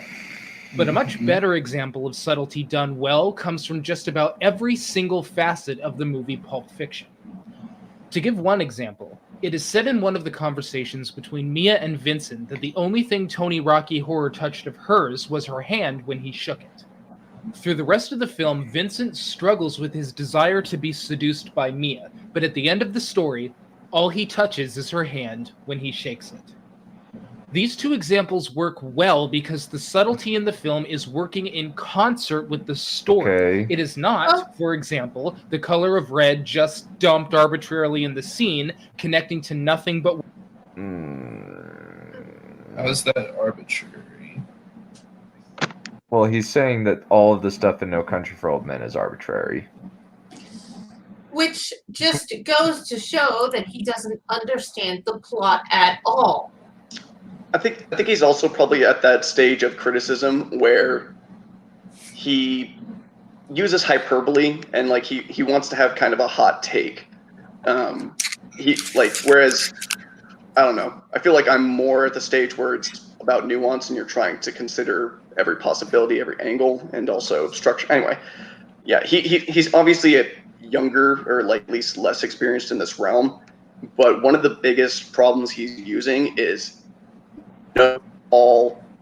he's incapable of using the term most or not enough. He has to say no. He has to say all. No means none. All means there doesn't exist one contradictory example, and like he's using like most, all these like superlative terms that there's no need for him to use. But I feel like he thinks he has a hotter take by saying these, by using superlatives. Mm-hmm. Yeah. Let's keep going. Whatever you imagine for yourself. Subtlety in a film, I can accept. Obscurantism, no. Did I just bang on my desk? Really? Yes, you did. Obscurantism You is make the not. joke. I think that's a fine joke. It's That's not actually kinda presenting cute. an idea that engages your consciousness and But, subconsciousness of a film. It is the deliberate attempt to hide the facts Can you or go back meanings. like 10 seconds? I Okay. missed it because I was interrupting. But I Sorry. would love to see him define where the line between obscurantism and subtlety is. Yeah, let's. I bet he doesn't do that though. Well, Did I even just if he bang on doesn't, my I'd love to desk? hear Really? his take. That's an interesting subject. Obscurantism is not subtle. It's not presenting an idea that engages your consciousness and subconsciousness of a film. It is a deliberate attempt to hide the facts or meanings of your work. The practice of preventing the facts or the full details of the matter from becoming known. Not only can anyone do this with just about any art form you can name, but you don't even need to know the full details of the meaning yourself. It requires no talent to place something on a screen and raise questions about it, because placing it on the screen with no answers automatically raises questions whether or not there are any answers to That be does had. not apply to That's me, not John because the Malkovich. writer My man is oh, look, there's Anton Chigurh not casting a shadow. He's in the reflection, but not casting.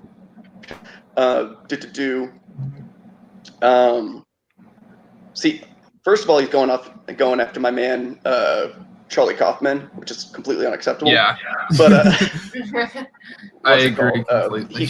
I don't understand what definition of subtle he's looking at, because he's saying like, oh, subtle is like engaging your conscious and subconscious mind, but that's not what subtle means. I'm looking at dictionary.com here.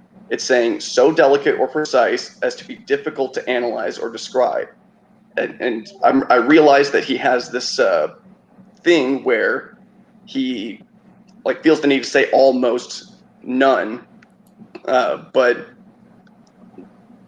he's specifically not engaging both your conscious and your subconscious mind. It's asking you to look closer at the details provided to get an extra appreciation of it or to fully understand it. That's what his definition of obscurantism is. Like, I'm not sure what he's trying to get at there. Yeah, maybe he'll explain. Well, the thing is with Charlie Kaufman, as well as like a lot of other movies, I don't know if that necessarily applies to No Country for Old Men, but they deliberately provide a through line for you to understand the movie, but they don't want they don't want to directly state their themes like they do in something like The Last Jedi. They want each individual to have their own experience and be able to interpret it for themselves. And I don't think that's a bad thing. Right, like for Synecdoche, New York, he specifically says he wanted to make the movie in such a way that people would look at it differently by watching it at different points in their life, because the themes there are specifically related to how you view things based on your perspective.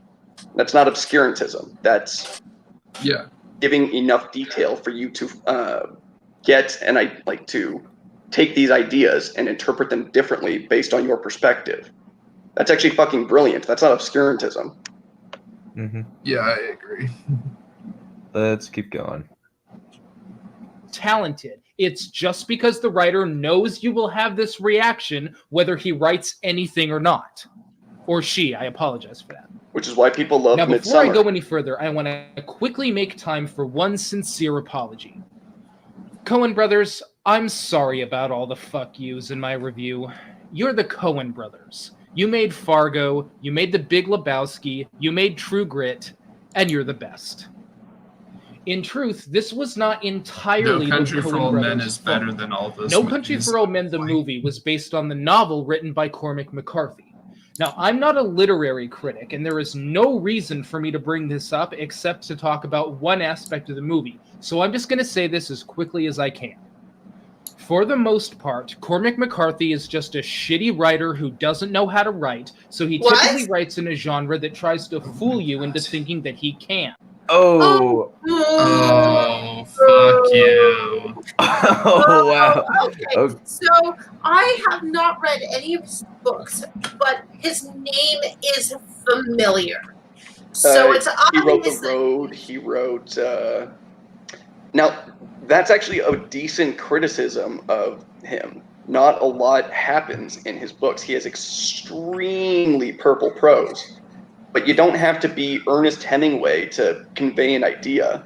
And the atmosphere of a work, whether it be literary, through painting, through movie, atmosphere is a part of the character. You can, like, a house has character. Like, let's just use a basic example. How a house is relative to what you think one is. So if it's dilapidated, there's an implication there. If it's nicer or shittier than the houses surrounding it, if it's alone, there's a million things you can do just through the environment alone. So you don't have to basically be like Ernest Hemingway.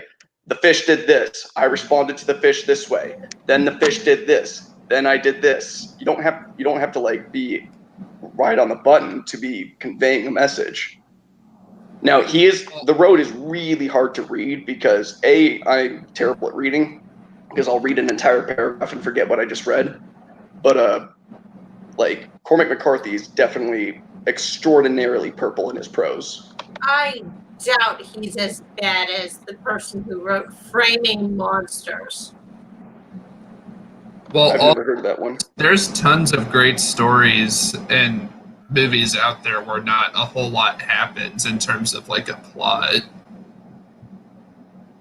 Like, it doesn't necessarily have to be like, eventful or something. Yeah.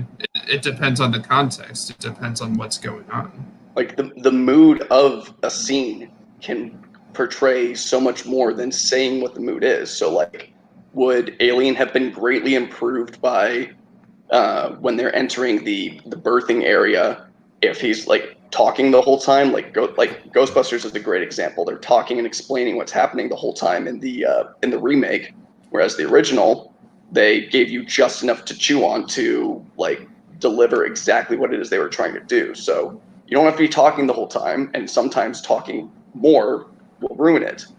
Like, you don't have, the guy doesn't have to say, I am afraid, or this is spooky, or like be talking the whole time when he's entering the chamber to be terrified. And he doesn't have to say, I am investigating this chamber. He can say, this is what I see. There's a mist here. When I break it, it reacts. So he's not saying this is some kind of alien technology. He's saying, this is what I'm noticing. Oh, these are leathery eggs. Or these are leathery. They look like eggs. There's life inside it. He doesn't feel like, oh, this is really interesting because no one has discovered extraterrestrial life before. Like, he doesn't have to say that. His awe in the situation is enough to convey that. Uh-huh. Yep. I showed those movies to my friend for the first time yesterday. Yo, I showed my girlfriend that movie for the first time yesterday. Well, I showed him Alien and Aliens. I was shocked. He told me on Friday he had never seen them before, and I immediately was like, we need to watch it. We didn't have time to watch Aliens because we're both busy as shit right now. But yeah, anyway, all right, completely off topic. Yeah. Yeah, let's keep going. Yeah. Let's keep going. This is all your fault, Grant.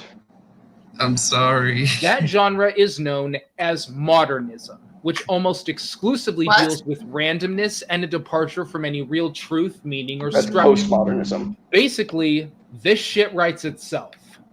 A girl walks into a graveyard and stares at a grave when a dark figure walks towards her.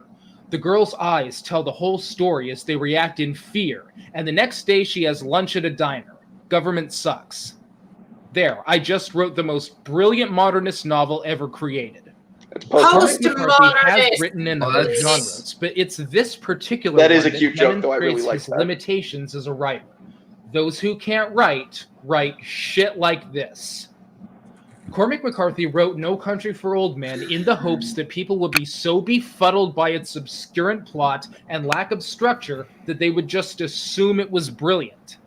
The Coen brothers are therefore partially responsible for this fuck of a film because, to be perfectly honest, I think they fell for this and thought that there was some brilliant story to make a movie out of here. Maybe No because Country it for was. Old Men, the Some non-traditional structures can do really well depending on the type of movie you're making. Yeah. So, I'm sorry, Matthew, but screw you. Yeah. Ugh. Yeah. He's using that's postmodernism, by the way. But yeah, no, I think it's the same thing. He's superlative. He thinks it has to be done in a certain way. And I guess that's kind of what he's talking about when he's talking about postmodernism. So I'll just use the correct term. When he's talking about postmodernism, I can totally see his frustration. Postmodernism is really frustrating. It's what allows a literal blank canvas to be called brilliant.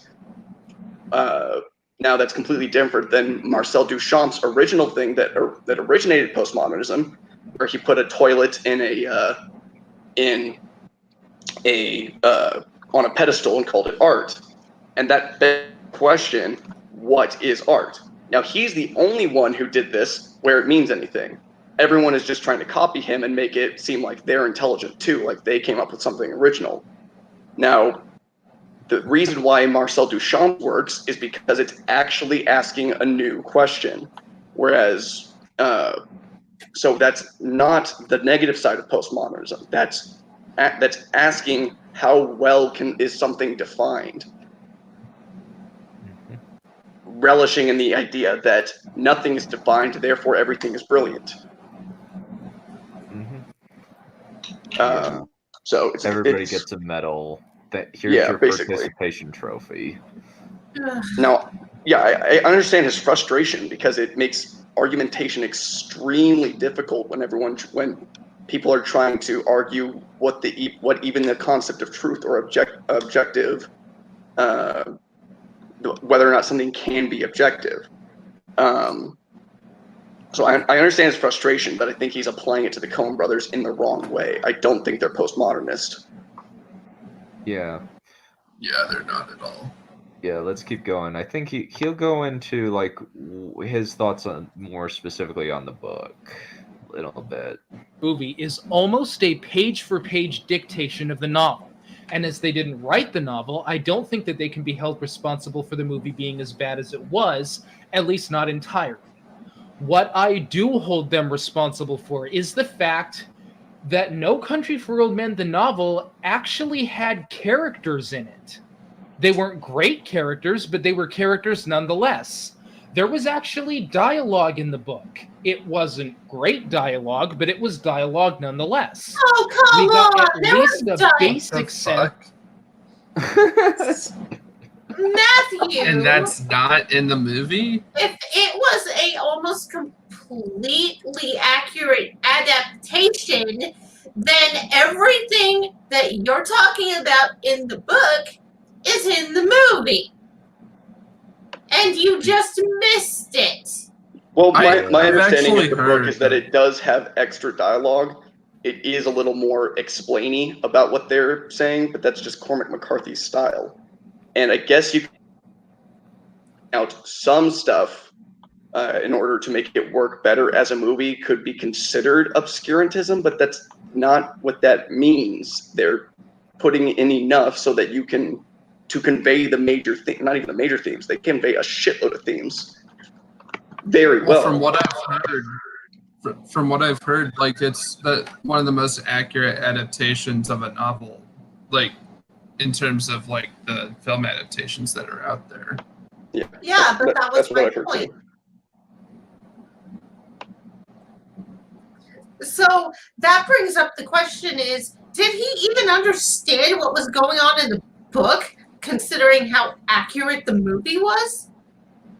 I'm not I sure guess he not. read the book. Yeah, let's keep going. Of who these people all were and what their goals in life were. So what I hold the Coen brothers accountable for is the fact that they said, hey, let's take a novel that was already about nothing and strip it down even more. The Coen brothers' strategy in this film was to replace characters and story with subliminal obscurantism going on in the background. And for that, I say fuck them. If you are making a movie that consists of nothing but personless people, either sitting on ass or wandering around aimlessly, I'm not going to sit here and go, Okay, you idiot. That's not what What the happens. police was doing was not aimlessly wandering around, He's hunting for him. one thing. Ugh. It's just done through visual storytelling. Like,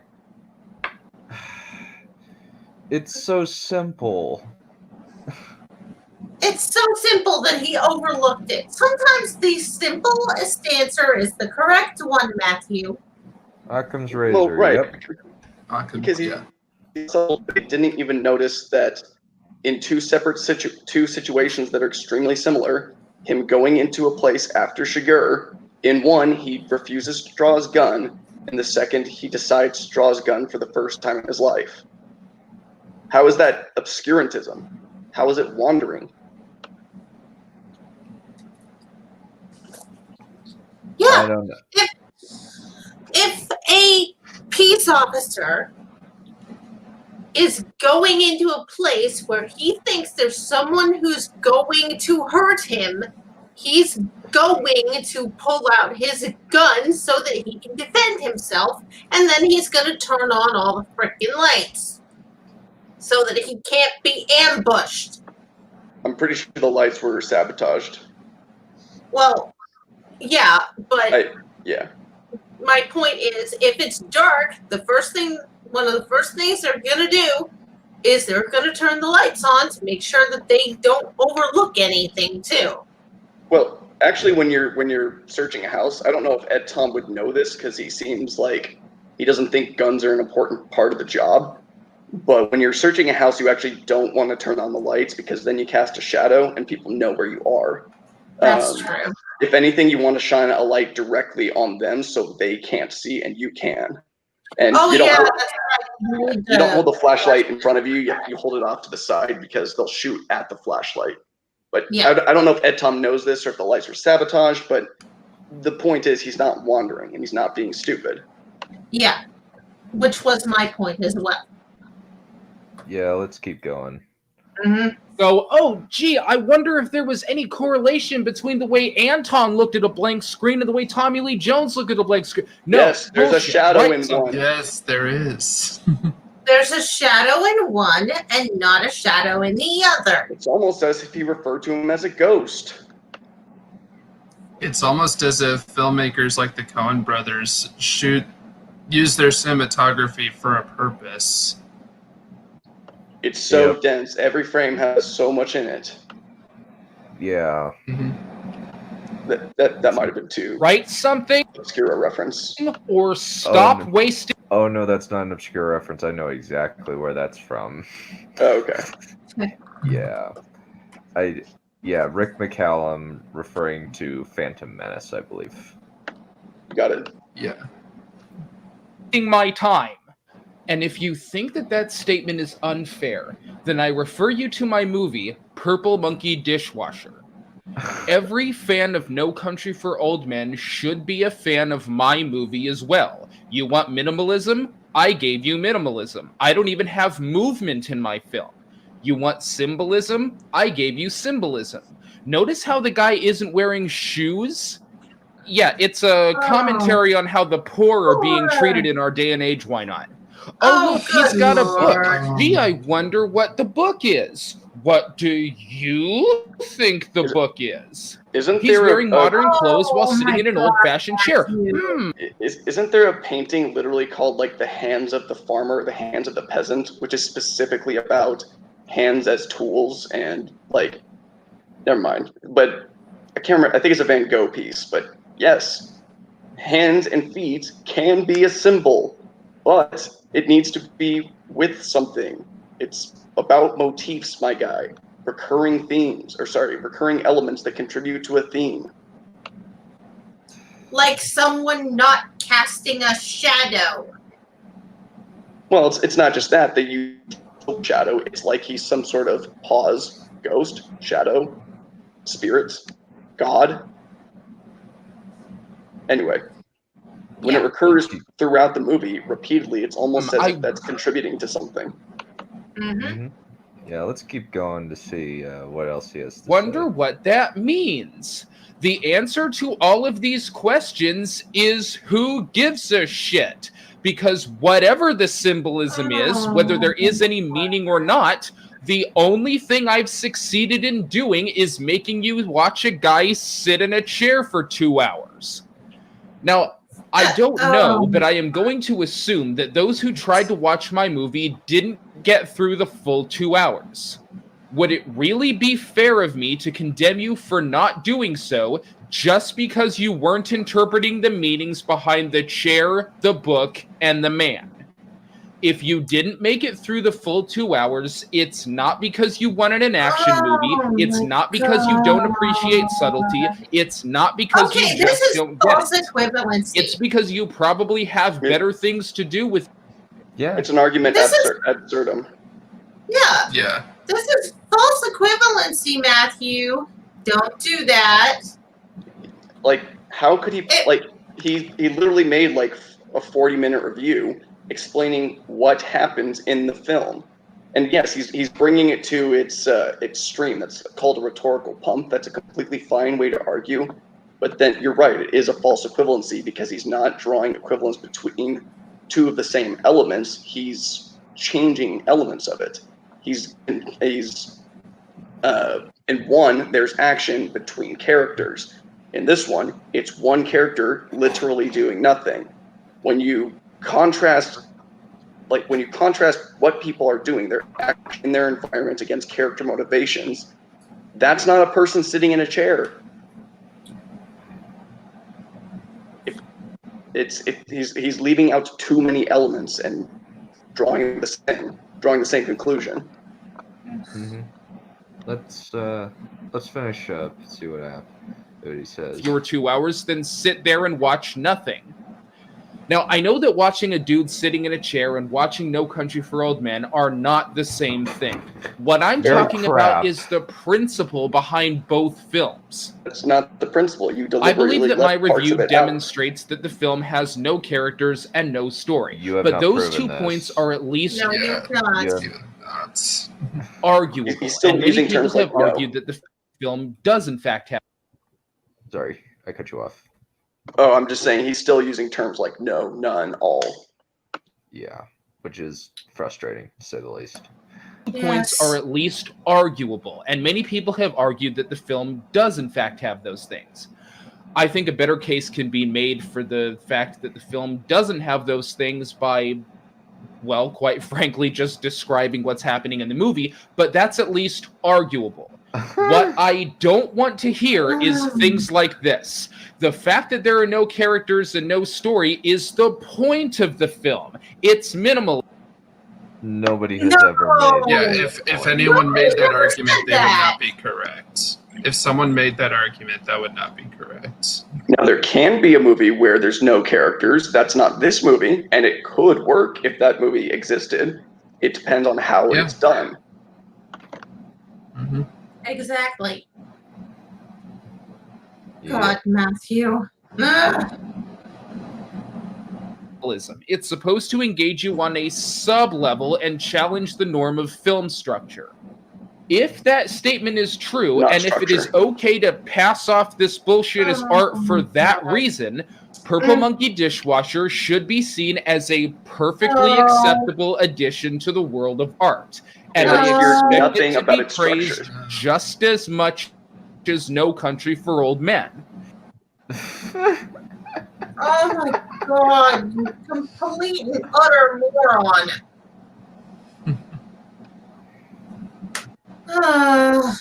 Now, again, I don't think he's a moron. I think he's just kind of still in an early stage of his development and criticism. That doesn't Oh, stop no. him from sounding as if he's a moron. Okay, he does sound like a moron. I agree with that. Yeah, Sounding like a moron and being a moron are two slightly different things. Yeah, let's, Yeah. For example, let's, I sound smart, but I'm actually a moron. So, you know. let's I kind of want to, like, okay, confused Matthew. He's probably got an IMDb. Pretty much everybody has an IMDb. Okay. General reviews.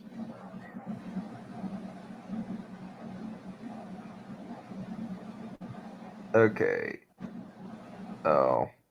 I wish I had the dates, because this is actually a re-upload because he lost a lot of his blip reviews. So just a fan of his had, I don't know why, but re-uploaded this, and thank you to said fan for the content. We appreciate it. But yeah, let's finish this up. And if it's acceptable to pass off all this bullshit as art, then what's preventing me from getting Purple Monkey Dishwasher into the Cannes Film Festival? I mean, it's art, right? I made it. There.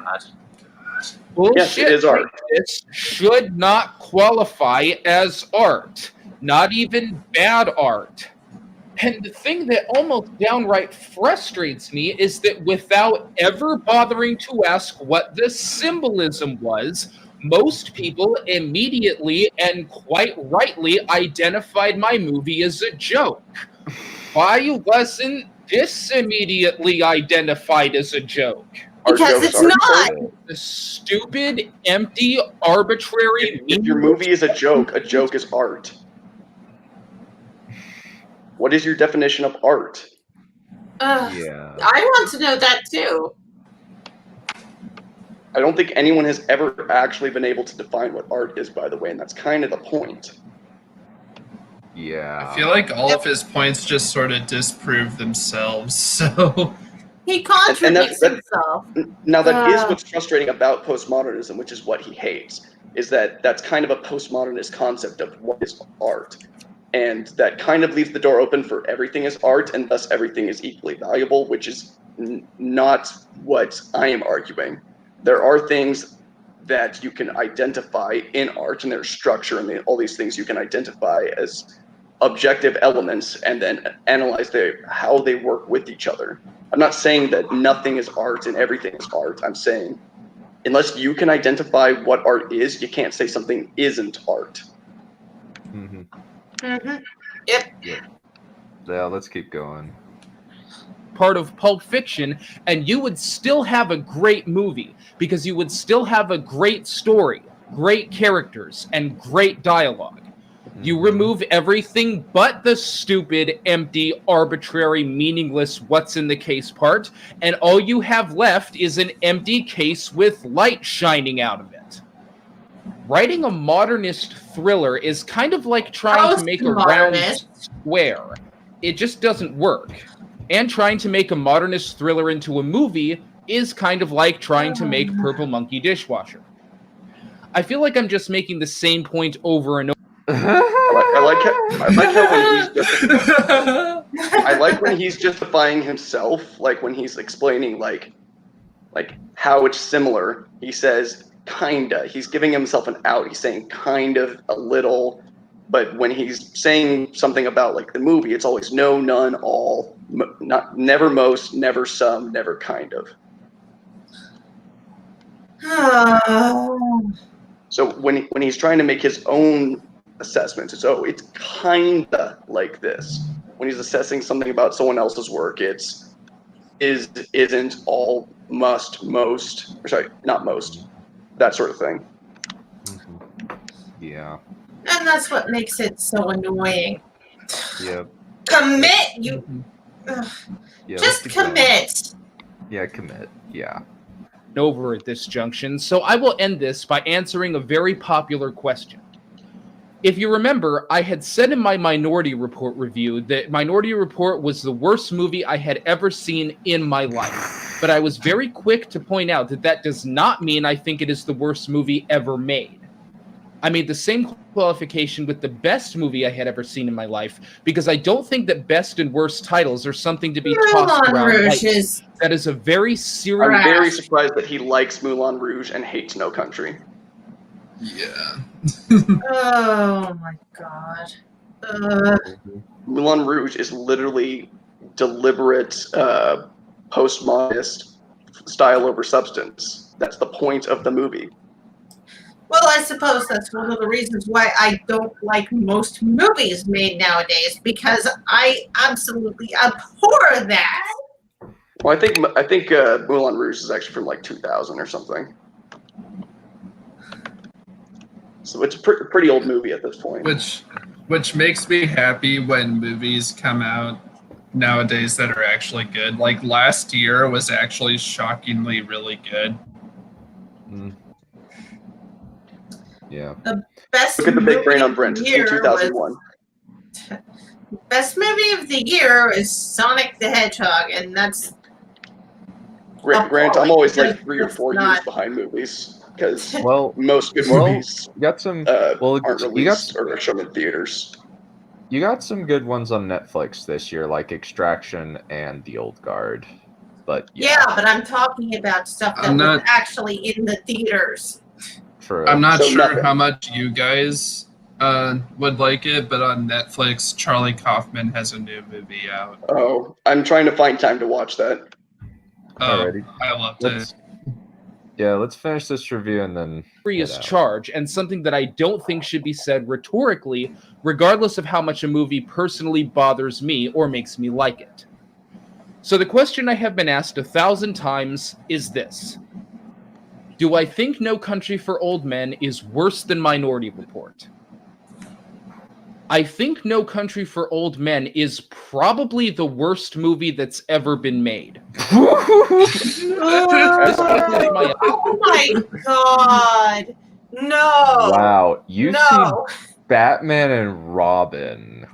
Mm. I know literally for a watched fact- a movie that was just GoPro footage of a shipping vessel, and they don't even really do fishing. It's literally just like 2 hours of like people eating and a boat going up and down. Have you seen The Room? The Room is infinitely worse than this. Right, and he's talking all about this like objective criticism and how much he hates obscurantism. If you, because like The Room is objectively bad, but if he likes The Room more than No Country, like even though it's objectively a worse film, worse cinematography, worse acting, worse everything, then what is even his point? Because he enjoyed The Room more because it was bad? I don't know. Like the Room exists. Let's see what. This is probably like Birdemic. 24. Yeah, Birdemic. Aragon is infinitely worse than this movie. I would put Dumbo up there with worse than this movie. The new one or the old one? The new one. Mm. That hadn't come out by the time of this review. This is like 2014. This is like 2012, 2014-ish. Well, my point is that he has such a limited knowledge of what movies are out there that even though he specifically made the distinction of worst he's ever seen versus worst that exists, he specifically said No Country is probably the worst ever. Not the worst he's seen, the worst ever. Which is really weird. Yeah, because I put a lot yeah. of the newest Disney movies. Yeah, Battlefield Earth. Yeah, I think it's a great example. Battlefield Earth is awful. Ugh. like, Oh wow. Wow. Saw is the dumbest movies.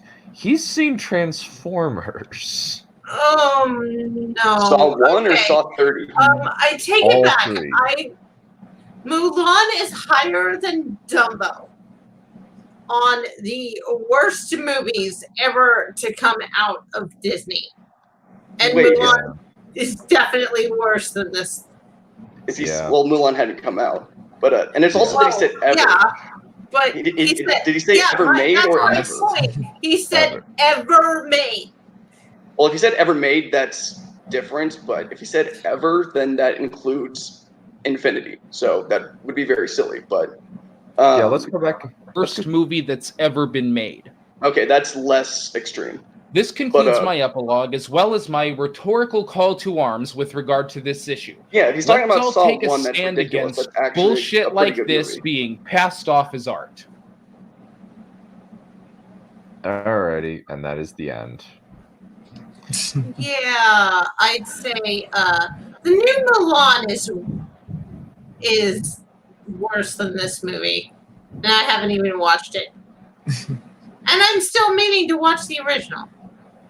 And I like how he complains about obscurantism and not being specific enough and not adhering to conventions and having nothing to say, yet he's completely comfortable making these broad-reaching claims about, and he just wants to be a walking hot take factory.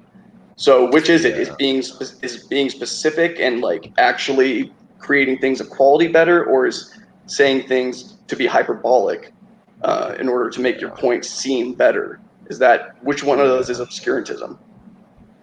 Yeah, it's super weird. But I have to say thank you to my guests.